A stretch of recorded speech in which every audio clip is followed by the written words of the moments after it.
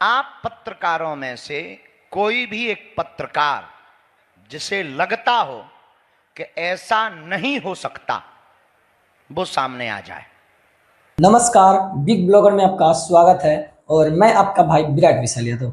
दोस्तों, आज हम बात करने वाले हैं बागेश्वर धाम सरकार यानी बागेश्वर धाम सरकार यानी कहे तो हमारे बालाजी महाराज से जो गुरु हैं जिनका नाम है धीरेन्द्र शास्त्री। आज उनके बारे में हम कुछ बात करेंगे।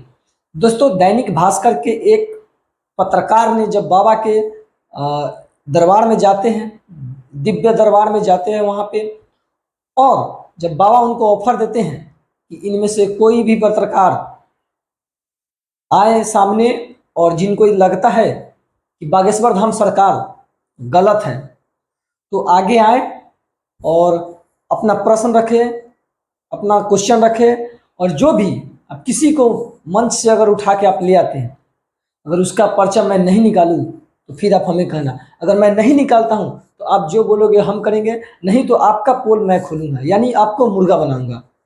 तो दोस्तों, ये चीज़ काफ़ी ज़्यादा वायरल चल रहा था। तो बता दें कि धीरेन्द्र शास्त्री यानी बागेश्वर धाम सरकार क्या ये चीज़ प्रूव कर पाए? तो आइए हम आगे बात करते हैं। जब दैनिक भास्कर के जब पत्रकार पूरे भरे मंच से बागेश्वर धाम द्वारा बोला गया था, यानी धीरेन्द्र शास्त्री द्वारा बोला गया था कि आप पूरे मंच यानी पूरे मंडल में कहीं से भी आप किसी दो व्यक्ति को उठा कर ले आए। अक्सर देखा जाता था कि बागेश्वर धाम सरकार में कि एक व्यक्ति का जो पर्चा बनता है, लेकिन बागेश्वर धाम में बता दें कि बागेश्वर धाम में धीरेन्द्र शास्त्री ने इस बार दो पर्चा एक साथ बनाए। और बता दें कि ये हरियाणा में चल रहा था, उनका दरबार जो है हरियाणा में चल रहा था, और उन्होंने पर्चा बनाया और पर्चा में बोले कि हम दो पर्चा बनाते हैं, आप किसी दो व्यक्ति को उठा के ले आए, वो पर्चा उन दोनों व्यक्ति का ही होगा। तो दोस्तों, धीरेन्द्र शास्त्री जब ये बात बोलते हैं तो दैनिक भास्कर के पत्रकार आते हैं मंच पर और माइक लेते हैं और बोलते हैं कि ठीक है, मैं देखना चाहता हूं कि क्या आप जो है ये झूठी कहानी सुनाते हैं लोगों को या सच्ची कहानी। तो बात यहां तक आया कि धीरेन्द्र शास्त्री घिरते उसमें नजर आए। तो धीरेन्द्र शास्त्री घिरते नजर आए कि क्या ये पत्रकार हमें फंसा तो नहीं रहा। लेकिन बता दें कि जब धीरेन्द्र शास्त्री जब पत्रकारों से पूछे कि आप ले आते हैं, आप हमसे जो है टूर्नामेंट करते हैं, यानी कहने का मतलब कंपेयर करते हैं कि आप झूठ है या सच है, तो मैं आपका ही पोल खोलूंगा। अगर आपको लगता है कि नहीं, मैं बस प्रूफ करने और लोगों को दिखाने आया हूँ, तो एक चीज़ है कि आप आ सकते हैं आगे, सेकेंड नंबर प्लान से आते हैं तो, नहीं तो मैं आपका पर्चा खोलता हूँ। तो दोस्तों, बता दें कोई भी पत्रकार वहां से उठकर नहीं आया। क्यों? तो सबको मन में डर था कि मेरा कहीं काली चिट्ठा न खोल दे। तो दोस्तों, फिर भी दैनिक भास्कर के पत्रकार सेकेंड ऑप्शन को चूज करते हुए आते हैं और धीरेन्द्र शास्त्री के यहाँ, और देख सकते हैं पीछे डिस्प्ले पर कि किस तरीके से उन्होंने मैक पकड़ कर बात करते हैं उनसे और कहते हैं कि मैं दो लोगों को जो है मंच के अंदर से ढूंढ कर लाऊंगा, आप उनका पर्चा निकालिए। तो धीरेन्द्र शास्त्री बोलते हैं जी हाँ, मैं भी वही बोल रहा हूँ। तो आइए आगे बताते हैं कि जब पत्रकार दो व्यक्ति को उठा के लेके आता है तो धीरेन्द्र शास्त्री सभी लोगों से पूछते हैं और पत्रकार को भी बोलते हैं कि आप दोनों में से कोई एक को आगे भेजे।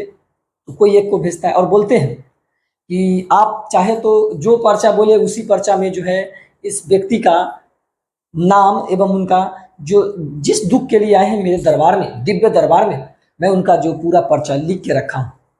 तो दोस्तों, जब धीरेन्द्र शास्त्री पूछते हैं पत्रकार से कि मैं कौन सा पर्चा निकालूं, तो पत्रकार दैनिक भास्कर के पत्रकार जो है लोगों से पूछते हैं कि कौन सा पर्चा निकाला जाए। तो सभी लोग दरबार में जितने भी बैठे हुए थे सभी लोग बोलते हैं 2 नंबर।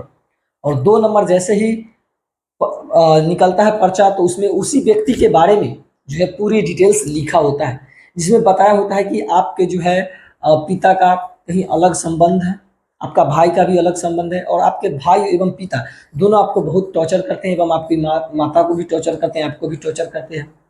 तो ये चीज़ को लेकर वो जो लड़की फर्स्ट में आई थी वो बहुत खुश हुई और बाबा से बोली कि बाबा, ये जो हमें ये बंधन से मुक्त करा दीजिए। तो धीरेन्द्र शास्त्री ने आशीर्वाद देते हुए बोले कि ठीक है, अब सब ठीक हो जाएगा। लेकिन अब बात करते हैं दूसरे नंबर पर्चा में क्या हुआ, जो मामला फंसते दिख रहा था।